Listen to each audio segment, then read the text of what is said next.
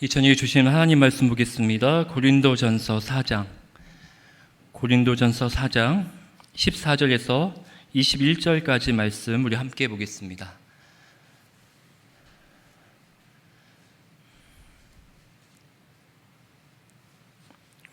고린도전서 4장 14절에서 21절 신약 266면에 있습니다. 우리 이 시간 한 목소리로 다 함께 읽겠습니다. 내가 너희를 부끄럽게 하려고 이것을 쓰는 것이 아니라 오직 너희를 내 사랑하는 자녀같이 권하려 하는 것이라. 그리스도 안에서 일만 스승이 있으되 아버지는 많지 아니하니 그리스도 예수 안에서 내가 복음으로써 너희를 낳았음이라. 그러므로 내가 너희에게 권하노니 너희는 나를 본받는 자가 되라. 이로 말미암아 내가 주 안에서 내 사랑하고 신실한 아들 디모데를 너희에게 보내었으니 그가 너희로 하여금 그리스도 예수 안에서 나의 행사 곧 내가 각처 각 교회에서 가르치는 것을 생각나게 하리라. 어떤 이들은 내가 너희에게 나아가지 아니할 것 같이 스스로 교만하여졌으나 주께서 허락하시며 내가 너희에게 속히 나아가서 교만한 자들의 말이 아니라 오직 그 능력을 알아보겠으니 하나님의 나라는 말에 있지 아니하고 오직 능력에 있음이라. 너희가 무엇을 원하느냐? 내가 매를 가지고 너희에게 나아가랴. 사랑과 온유한 마음으로 나아가랴. 아멘. 이 시간에 보신 여러분 환영하고 축복합니다. 오늘 고린도전서 말씀을 통해서 함께 은혜를 나누길 원합니다. 여러분 이솝 우화 잘 아시죠? 이솝 우화 가운데 허풍 떠는 나그네 이야기가 있습니다. 먼 길에서 돌아온 한 나그네가 있습니다. 먼 길 갔다 오니까 그동안 겪었던 일을 얘기하고 싶은 거예요. 자기가 겪었던 놀라운 일들, 때로는 슬픈 일들, 아무튼 여러 가지 일이 있어서 이 사람 저 사람 만나며 떠벌리고 다닙니다. 나한테 이런 일이 있었어. 이런 일이 있었어. 나그네가 한 번은 로도스 섬이라는 곳에 갑니다. 가보니까 섬 사람들이 모여 있습니다. 뭐 하나 봤더니 멀리 뛰기 대회를 하고 있는 거예요. 다들 안간힘을 쓰면서 폴짝폴짝 뛰고 있습니다. 자기도 참가하게 된 거죠. 그런데 이게 무슨 일입니까? 아무도 흉내내지 못할 정도로 멀리 뛰었다고 자랑을 하기 시작하는 거예요. 다른 사람들은 이만큼밖에 못 뛰었는데 나는 멀리 뛰었어라고 자랑합니다. 사람들이 한참 이렇게 듣고 있다가 그 중에 구경꾼 하나가 나그네에게 이렇게 얘기합니다. 좋소. 그게 사실이라면 지금 여기가 로도스 섬이라고 생각하고 한번 뛰어보시오. 나그네는 아차 했던 거죠. 꽁무니를 내뺄 수밖에 없었습니다. 무슨 얘기입니까? 말은 얼마든지 하기가 쉽다는 거죠. 입증할 무언가를 보여줘야 믿을 수 있다는 것입니다.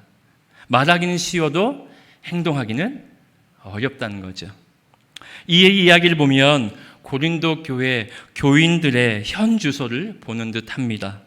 과연 고린도 교회에 어떤 일이 일어났는지, 말이 아니라 어떤 행동을 보여야만 했는지 오늘 말씀을 통해서 살펴보길 원합니다. 고린도 교회는 혼란과 분열의 연속이었습니다. 사람들이 나뉘기 시작했습니다. 그들의 입을 통해서 교만하고 오만함이 쏟아지기 시작했습니다. 심지어 바울의 권위까지도 무너뜨리려고 했습니다. 바울을 거부하고 비난했던 거죠. 고린도 교회 교인들에게 바울은 어떤 사람입니까? 복음을 고린도에 처음 들여온 사람입니다. 그럼에도 불구하고 고린도 교회 교인들은 바울의 권위조차도 무너뜨리려고 했던 것입니다. 그도 그럴 것이 고린도 교회 상황을 보면 이해가 가기도 합니다. 고린도 교회 상황은 교인들의 신앙의 연수가 매우 짧았다는 거죠. 최대 3년 이상 된 성도들이 없었어요. 그리고 기록된 복음서도 없었습니다. 토라의 말씀도 없었어요. 구체적으로 안내해줄 하나님의 말씀을 가지고 있지 않았던 것입니다. 결국 그들 스스로 살아가면서 그리스도인이라면 어떻게 생활해야 되는지 스스로 터득해야만 했던 것입니다. 그 가운데 사도 바울은 오늘 권면합니다. 14절, 야, 너희를 부끄럽게 하려고 모욕을 주려고 한 것이 아니야. 너희들의 잘못된 행동 거지들을 고쳐지기 위해서 내가 권면하는 거니까 잘 들어봐 라고 말씀합니다. 그러면 14절, 내 사랑하는 자녀같이 권한다는 거죠. 혹시나 오해하고 어려울까 봐. 저도 청년들 굉장히 조심히 대합니다. 혹여나 오해할까 봐. 제 혈액형이 뭔지 아십니까? AB. 그러니까 저는 AB형 여기 와서 처음 들어봤거든요. AB형을 나쁘다는 얘기가 아니라 굉장히 내성적이고 말도 없고 조용하고 고개를 흔드시는데 맞습니다. A형이거든요. 근데 다 A, B형이라고 얘기하는 거예요. 그래서 곰곰이 생각해봤습니다. 뭐 때문에 그럴까? 보니까 찬양팀 연습하면 지적을 잘한대요.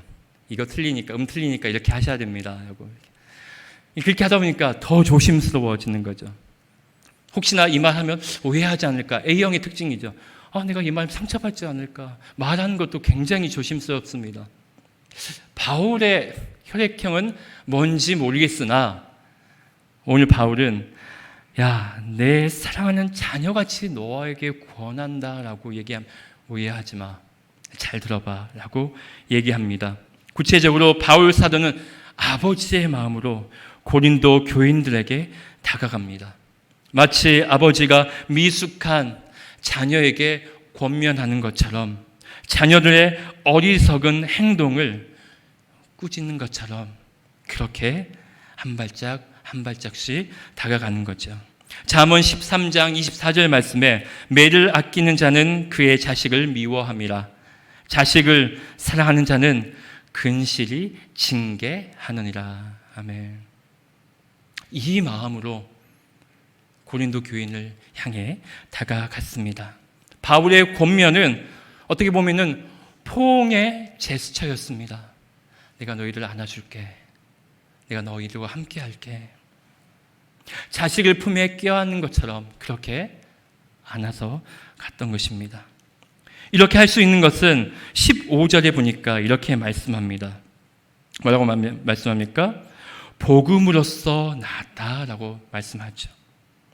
복음을 고린도에 들여온 사람 바로 바울이었던 것입니다. 애착이 갈 수밖에 없죠. 우리에게도 마음이 가는 물건 있죠. 여러분 어떤 게 있습니까? 저희 아들 녀석은 지금도 중학교 2학년인데 인형을 좋아합니다. 네. 왜 좋아하나 싶더니 그 포근함이 좋대요. 그렇다고 막 들고 다니는 건 아니지만 그래도 그 따스함을 느끼는 거죠. 아이들 레고 좋아합니다. 여러분 뭐 좋아합니까? 다 자기만의 애착하는 물건이 있습니다. 마음 가는 사람이 있죠.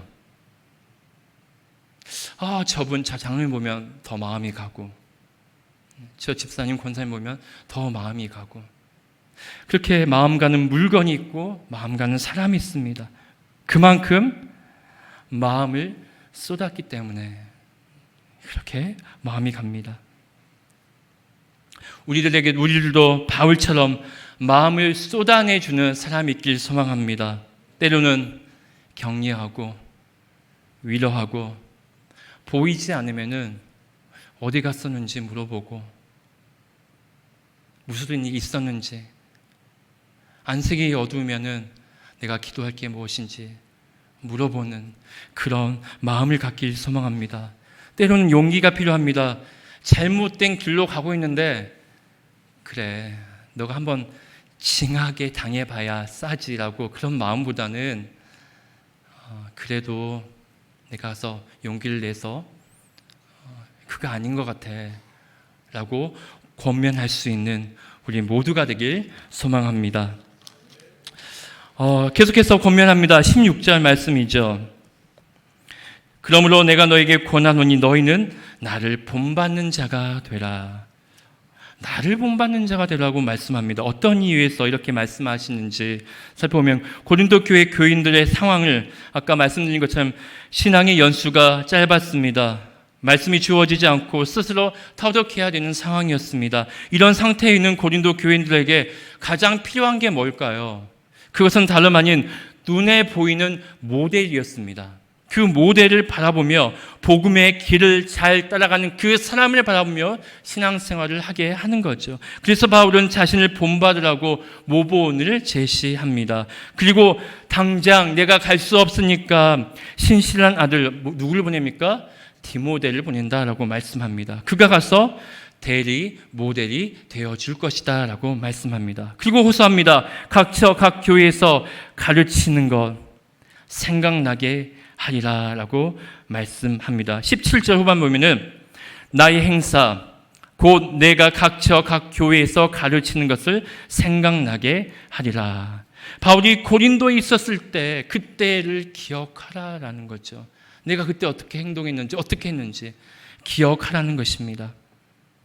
과연 바울이 어떤 삶을 살았기에 자신을 본받는 삶을 살라고 했던 것일까요? 바울은 육적인 삶에도 본받을 만한 삶을 살았습니다. 사랑을 아낌없이 내어줬죠. 고통을 당하면서까지 복음을 위해 투철하게 나아갔던 희생적인 삶을 살았습니다. 권력에 아부하지도 않았습니다. 그와 동시에 바울은 능력을 입은 삶을 살았습니다. 20절 보니까 이렇게 말씀하고 있습니다. 하나님의 나라는 말에 있지 아니하고 오직 능력에 있습니다. 아멘. 중요한 것은 단순한 말이 아니라 능력 입은 삶이라는 거죠. 말로만 얼마든지 할 수 있죠. 하지만 능력 입은 말씀의 삶이 우리에게 필요하다라고 말씀하고 있습니다. 바울은 자신에게 하나님의 능력이 있다고 말씀합니다. 하나님의 권위가 부여되고 있다라고 고백하는 거죠. 다메섹에 가는 길 우리는 너무나 잘 알고 있습니다. 예수님을 만났습니다. 예수님을 만난 다음에 어떤 삶을 살았습니까? 능력을 입었습니다. 결단합니다. 내가 일평생 하나님 한 분만을 따르며 살겠노라고 복음을 위해 살겠노라고 고백합니다. 능력을 입은 바울은 그 능력이 자신의 능력이라고 고백합니까? 아닙니다. 그 능력은 주어진 능력입니다. 예수 그리스도를 만난 다음에 기도함으로 성령을 힘입어 복음을 전할 때 그 능력이 그 자신의 삶 가운데 임하게 되었습니다. 그 능력을 입자 어떤 일이 변화됩니까? 변화가 생기죠. 죄를 깨닫습니다. 아, 나는 죄인이구나. 죄인 중에 괴수가 바로 나다. 성품과 인격이 바뀌기 시작합니다. 삶의 변화가 나타나기 시작합니다. 이건 경험해 본 자들만이 압니다. 저희 가족 중에 작은아버지가 계시는데 어렸을 때는 신앙생활 굉장히 잘했습니다. 근데 직업상 교회를 점점 등한시 하다 보니까 밖에서 술 한 잔도 하시고 여러 가지 많이 향락을 즐기다가 어느 날 큰 사건이 터집니다.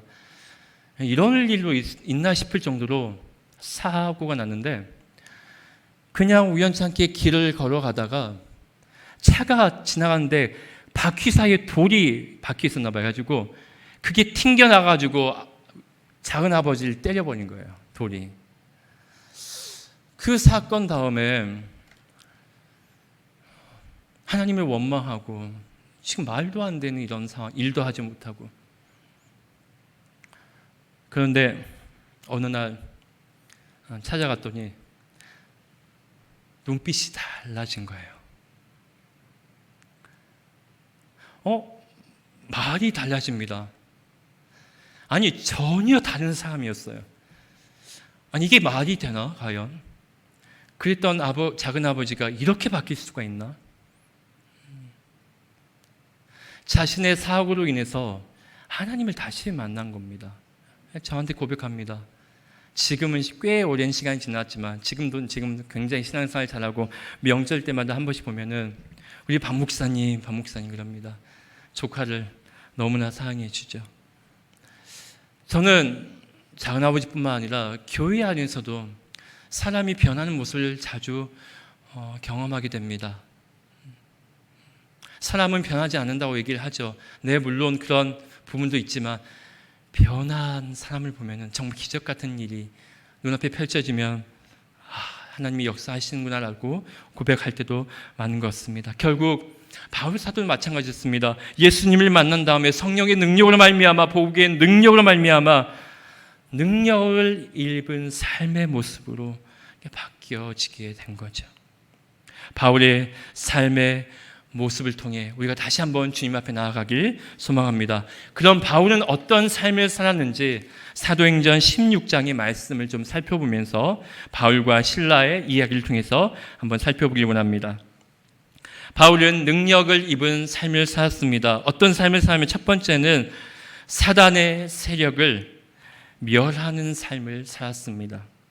우리는 복음을 경험함으로 사단의 세력을 멸하신 예수 그리스도의 능력이 우리 가운데 주어졌음을 믿습니다. 교회 다니면서 여전히 사단은 없다라고 생각하는 사람들이 간혹 있더라고요. 하지만 사단은 우리를 방해하고요, 우리를 넘어뜨리려고 날마다 우는 사자처럼 우리를 노려보고 있다는 건 사실이죠. 바울과 실라 이야기입니다. 바울과 실라가 빌립보 감옥에 갇혔습니다. 왜 갇혔습니까? 기도하러 올라가다 점치는 귀신 들린 여종을 발견합니다. 안타까웠어요. 예수 그리스도의 이름으로 귀신아 떠나갈지어다 내쫓았습니다. 그러자 더 이상 돈을 벌 수 없게 된 여종의 주인이 바울과 실라를 고소한 거죠. 고발했습니다. 주목할 것은 바울과 실라의 명령입니다. 귀신 들린 여종을 향해 예수 그리스도의 이름을 선포했다는 거죠. 우리의 삶 가운데 이런 선포함이 날마다 넘쳐나길 소망합니다. 어둡고 우울하고 상황이 악하고 우리 삶에 무언가 잘못됨을 느껴졌을 때 오직 예수 그리스도의 이름으로 선포하길 소망합니다. 살아나길 소망합니다. 다시 한번 나아가길 소망합니다. 우리는 복음에 관해 알아야 합니다. 하나님은 어떠한 분이시며 나를 어떻게 살리셨으며 내가 어떤 존재인지 아는 것과 더불어 그 복음이 삶의 능력이 됨을 깨달아야 되는 거죠.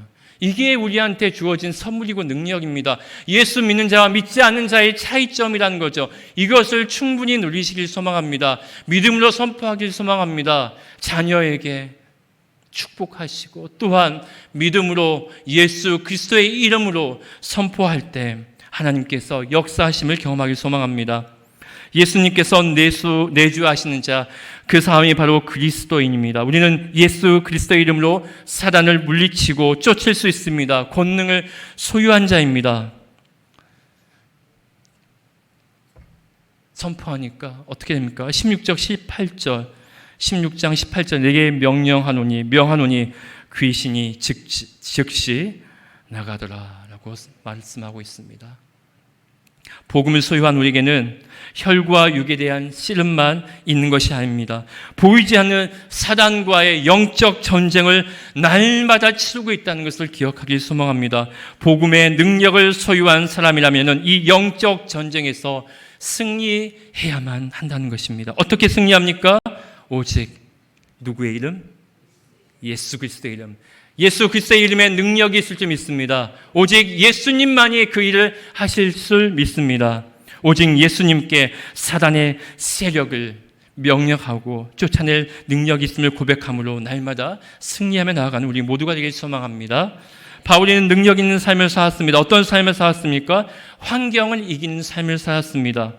우리의 삶의 여건, 모든 어려움, 모든 것을 정복하는 삶을 살았던 것이죠. 바울과 실라의 이야기를 들어갑니다. 주인이 빌립보 감옥에 가두었죠.